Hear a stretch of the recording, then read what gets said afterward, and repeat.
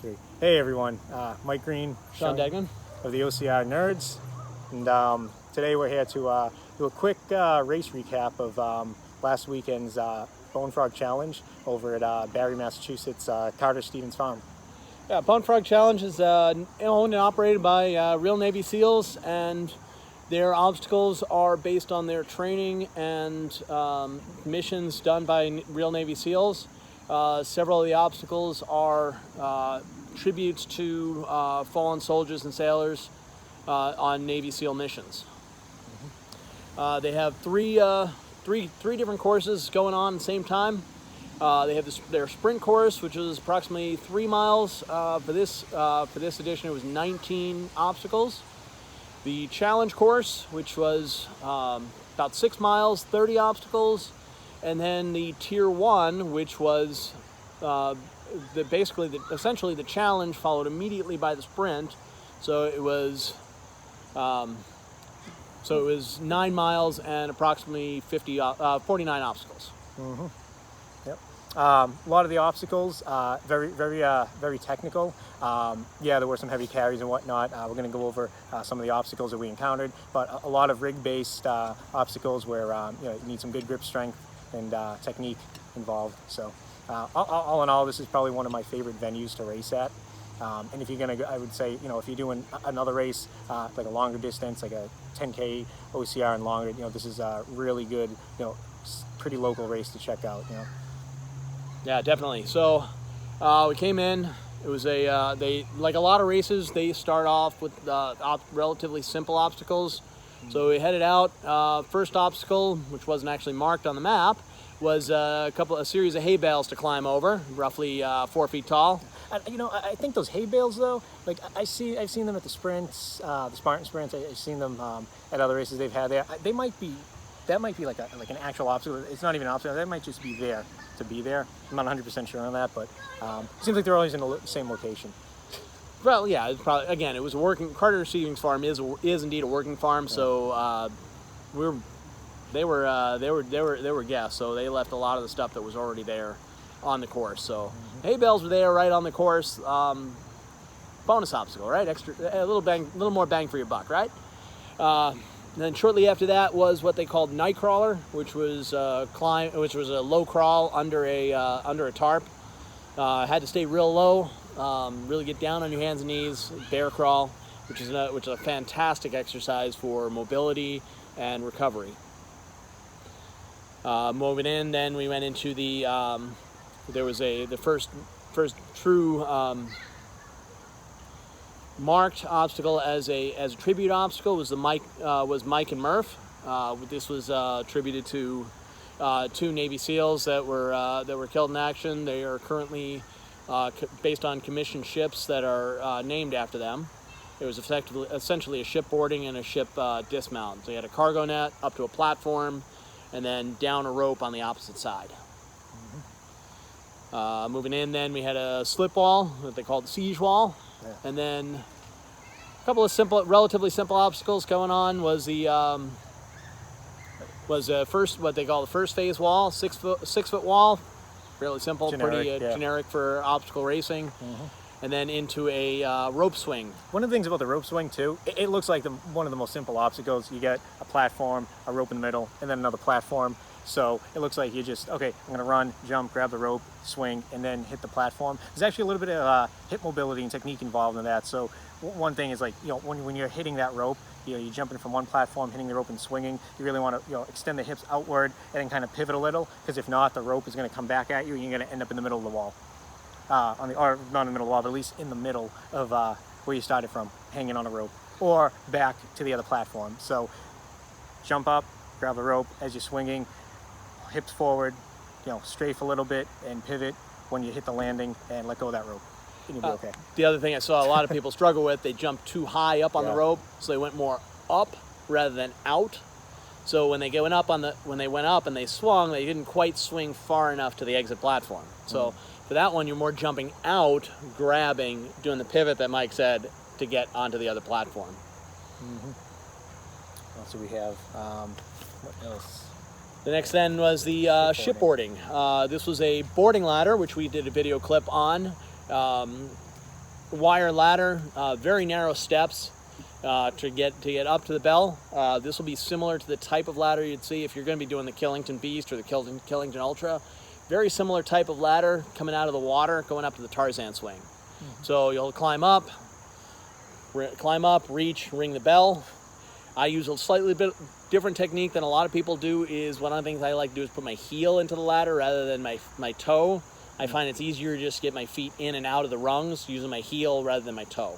So a lot of people get hung up and get caught, especially if you're wearing trail shoes that with the aggressive lugs. They tend to get caught up on the rungs of the ladder. And one thing too, the height of the obstacle it's like, I think it's like between 18 and 20 feet, and people see the really thin ladder and it's waving and moving back and forth, and they either don't do it or they get halfway up and they kind of, the mentality kicks in and they're like, oh, I'm not going to keep doing this. Just keep a good grip with your hands on the rope and at least 1 foot on the ladder. On the rope with the ladder, 2 hands on the ladder, 1 foot on the ladder. Get those 3 points of contact. You'll be fine, and just keep working your way up. Don't even look down. It's actually a fairly simple obstacle. So yeah, for a lot of these height-based obstacles, well, oftentimes if you shut your brain off and just don't think about how high you're going or what you're actually doing, just let your instinct kick in and just move. You'll be fine. Once you start overthinking things, that's when you can get yourself into trouble and psych yourself out on some of these obstacles. Mm-hmm. After this obstacle is where the course split. From here, you could either, if you're running the sprint course, you'd go on, you'd turn right, and you'd head out to some of the later obstacles in the course.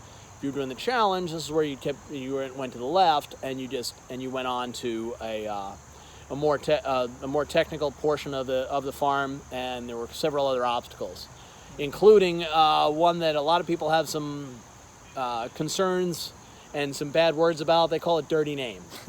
Some of you may have also heard it called gut check. That's the one with the series of 3 logs at height, and they're at an angle. Mm-hmm. So you have to go from the lower log, jump up, get onto the middle log, stand up, jump up, get onto the top log, and then roll yourself over and then drop down. And this is another mental obstacle, right? Because from the first log to the second, and then second to the third, they're actually the same distance apart. The only thing is, it's like going from second to the third, you're a little bit higher up, and you really have to foresee that jump, right? A lot of people try to jump and just grab the log with their hands, and they slip off. Maybe they get hurt, maybe they don't.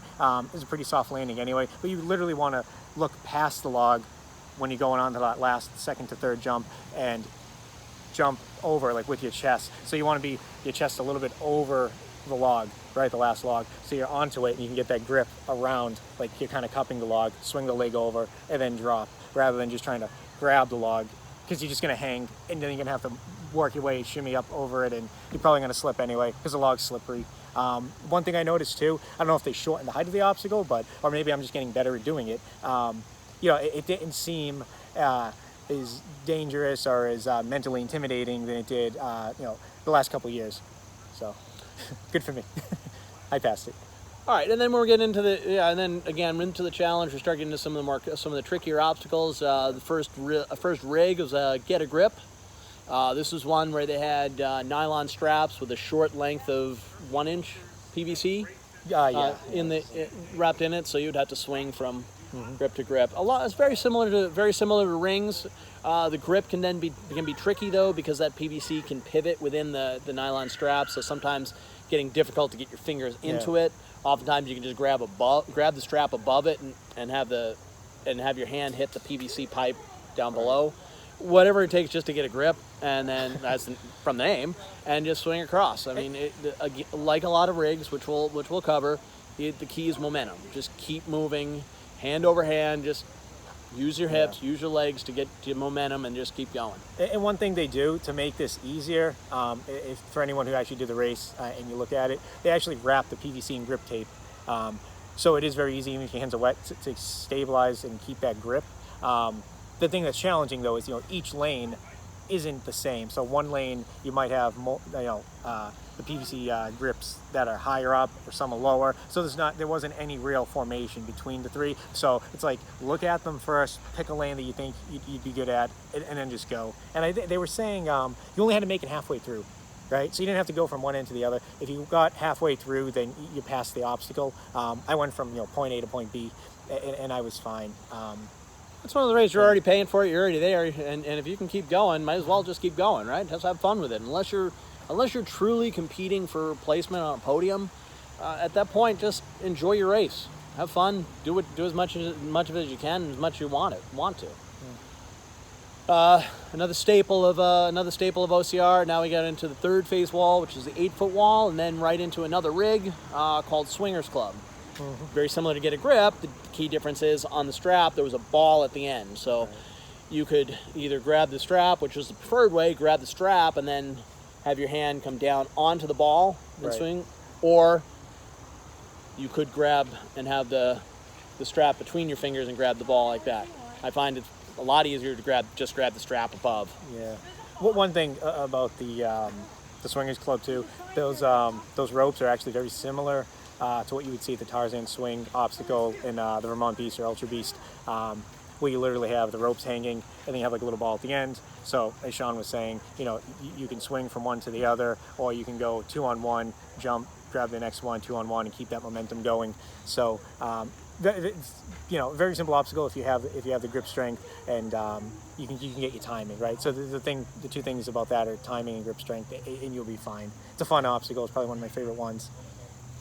Okay, then moving on, another low crawl in Normandy jacks. Basically the equivalent of a barbed wire crawl, except this one they just use regular wire with no barbs. So even if you did hit it, no big deal. You weren't getting scratched up, but you did have to stay low to get under it. Then everybody's another one of those favorites is a Viking table or Irish table, where you had a platform at about 7 feet tall ish. Yeah, it was definitely about 7 feet tall. Yeah, had to grab up, pull yourself up, chicken wing with the elbow, swing a leg over, and then come out, roll over it, and head down. The way I go about doing it, and I know like some races have this style obstacle and you can't because there's like a platform underneath it, but this is a traditional Irish table. So I'm running, I'm jumping, I'm getting my grip, I'm swinging my hips in, and then shooting up and over, and just basically using the momentum from swinging in to go out and over and over the table. So. All right, and then from here, went up the hill, a little bit of a climb, and then into a series of 3 obstacles, which were tribute obstacles for Navy SEAL missions where several personnel lost their lives. One was a Operation Red Wings. From there, you had to call out the names of each person that killed in action. For each one, they had parallel bars. You did tricep dips. There were a total of 19 for that.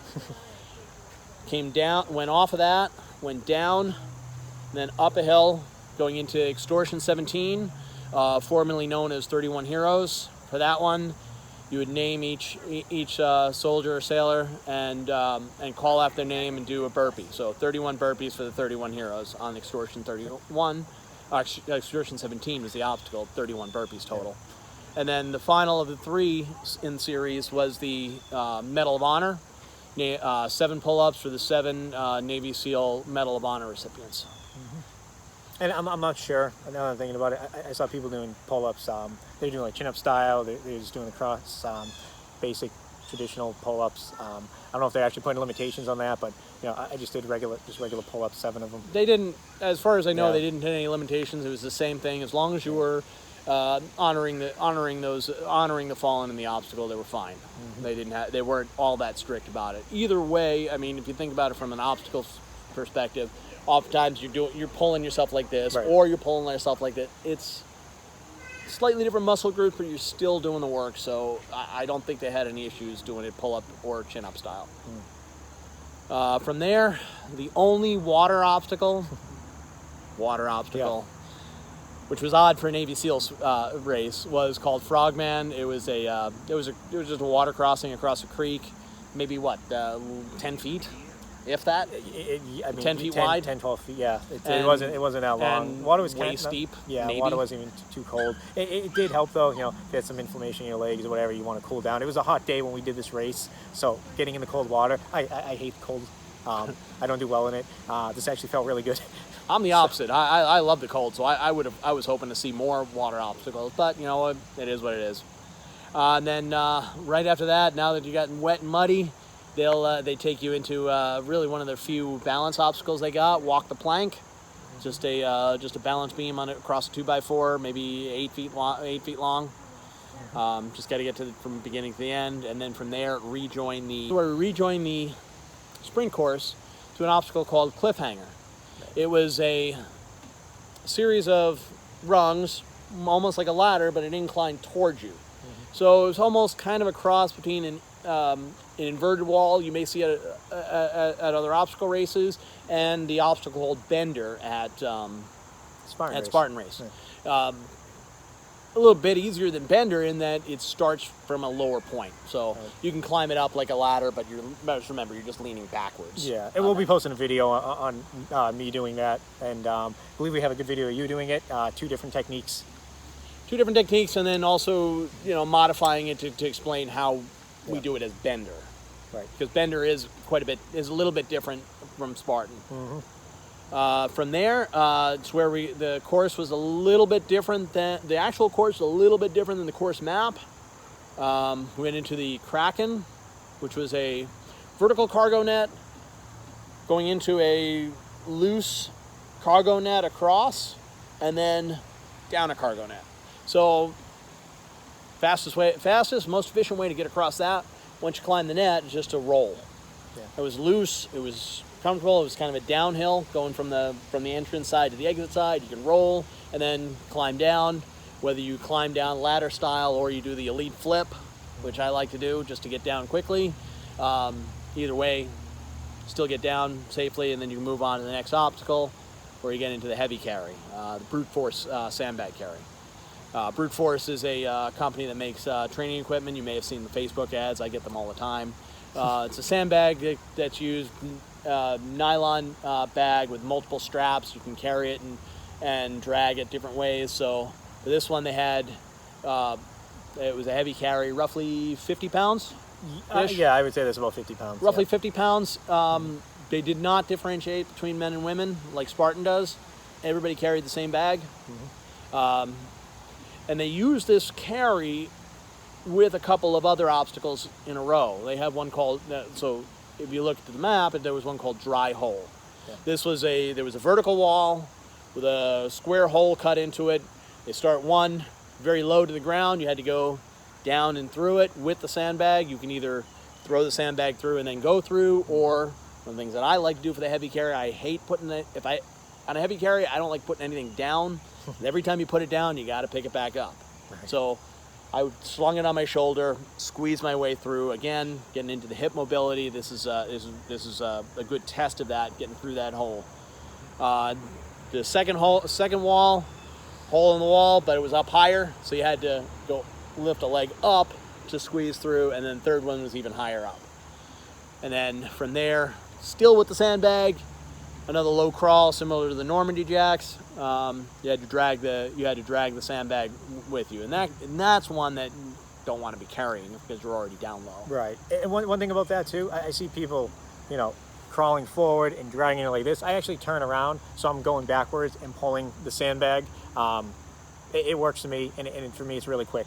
So instead of going forward and pulling the sandbag in front of you, I just turn around and pull it as I crawl backwards. And I got through that. Either way, quick. As long as you get through it, whatever's most efficient for your mobility and how you move and how you work, and then it works. You just got to get through it. Yeah. All right, and then coming around, this is where you get close to the festival area, all the fun obstacles where people like to get to watch. You get into Stronghold. That one's a rig. We had a great video of that one. Yep. Started with a rope, climbed up to a U-shape, almost like a monkey bars, but you can use the sides. You can go sideways. You can use the monkey bars themselves. The key is get across. A couple of hanging nylon straps, so you have to swing from the monkey bar apparatus to the strap to another monkey bar apparatus, and then finally to a hanging grenade that they used. Yeah, and like a little model grenade, just to the equivalent to act as the bell. And that out of all the obstacles there, Bonefrog, I think that may have been like the obstacle with the highest failure rate, or at least that's the one I saw people doing the penalties for the most. Maybe it was Black Ops, but I believe it was this one right here. So but like you said, we got a good video of a good technique on doing that. So. All right, and then next on would be then getting into Rolling Thunder. There's a lot of people, again, one that people get frustrated with. It's one that it's got a horizontal log, and they have car tires. The post goes through the car tires. So if you tried to just jump on it, the tire would spin back and dump you on your butt. So the key was there with that one, you want to run up to it. You want to commit to going over it, not to the top. You want to commit to going past it. But if you go past it, the way the tires will roll, it'll continue over the obstacle, rather than trying to hit it at the top and then have you roll back. Right. And this is kind of like the same technique that you're using for, you know, an Irish/Viking table, and also the gut check. The gut check. Yeah, you go past, dirty name. Yeah. Go past the tires, go past the log, you know, go over the table. So. Okay, and then the only other somewhat balance-related obstacle they had was called the Guillotine.